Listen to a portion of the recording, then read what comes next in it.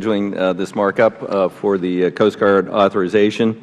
I think this reflects the best of this committee, genuine collaboration between the majority and the minority in the national interest, and I am a proud original co-sponsor. This legislation continues to demonstrate that under your leadership, this committee remains dedicated to working cooperatively, not confrontationally, and to advance transportation policy initiatives that are in the best interests of our nation. I'm particularly pleased to note legislation reauthorizes vital funding for the Coast Guard next 2 years. Considering the budget uncertainties the Coast Guard has experienced over the past several years, legislation will provide a measure of budget stability for the Coast Guard, which is a welcome change, though I would wish that it was at higher levels, a subject for another discussion. Nevertheless, because they do have critical needs that remain unmet, and perhaps none greater than the need to recapitalize its fleet of polar-class icebreakers. At the moment, only the United States and Russia have heavy icebreaking capability, and we're down to one ship, which is cannibalizing parts off the other ship, which is cold berthed. We're years away from a new icebreaker.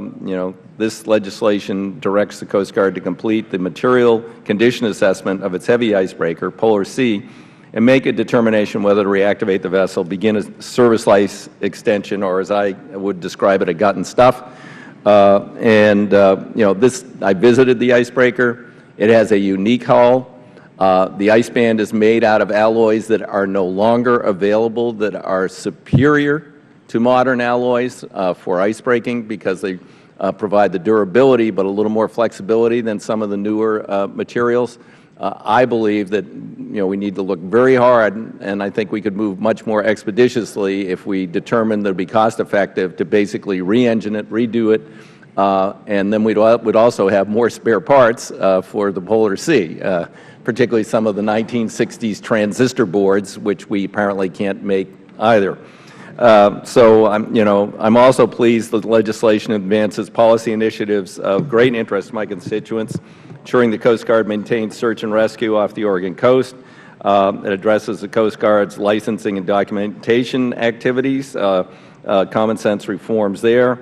This legislation directs the Government Accountability Office to examine how the Coast Guard might improve efficiency and performance at the Documentation Center, which was spirited away to West Virginia by Senator Byrd. Not quite certain that makes sense or is economic.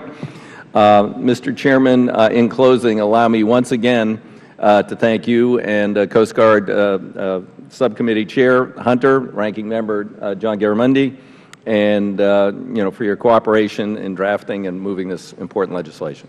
I thank the gentleman. Now recognize Mr. Garamendi, who's operating on what,